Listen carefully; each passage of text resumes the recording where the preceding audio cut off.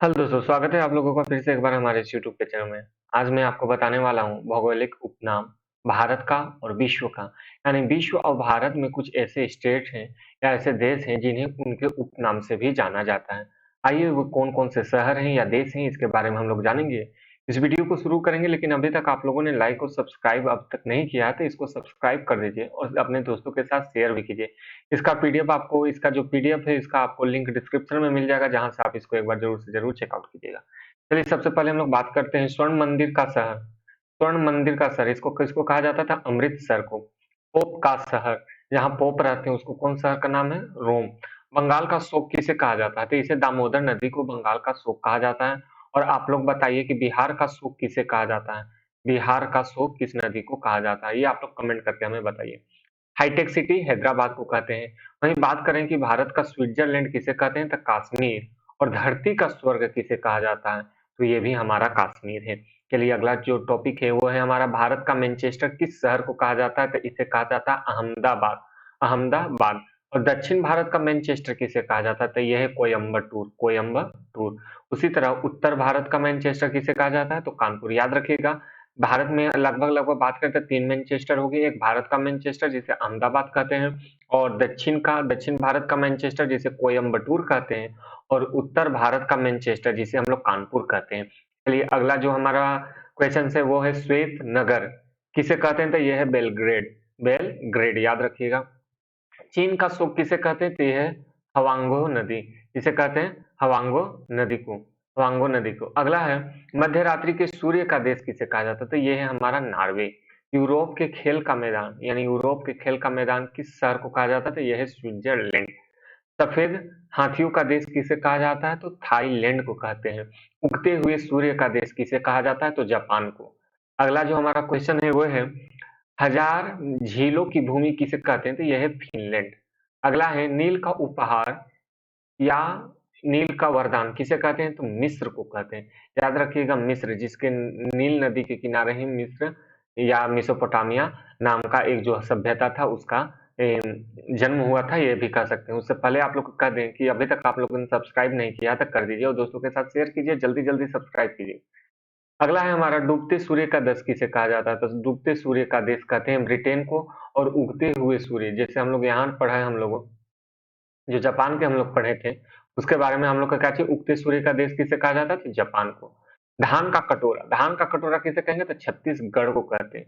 वहीं विश्व का चीनी का कटोरा, ठीक है, जैसे ही तो भारत का हो गया धान का कटोरा, उसी प्रकार विश्व में चीनी का कटोरा किसे कहते हैं?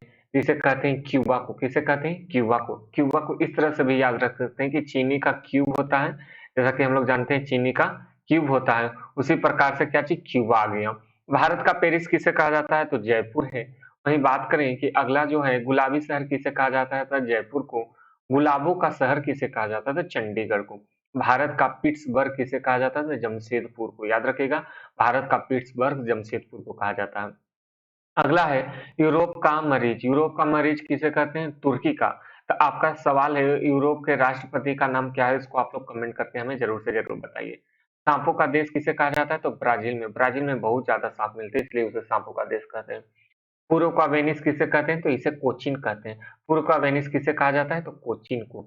चलिए आगे हम लोग बात करते हैं इलेक्ट्रिकल अंतरिक्ष का शहर, ठीक है, इलेक्ट्रॉनिक और अंतरिक्ष का शहर किसे कहते हैं? तो यह है हमारा बंगलोर को। बंगलोर को या बेंगलुरु, आप जो भी कहिए।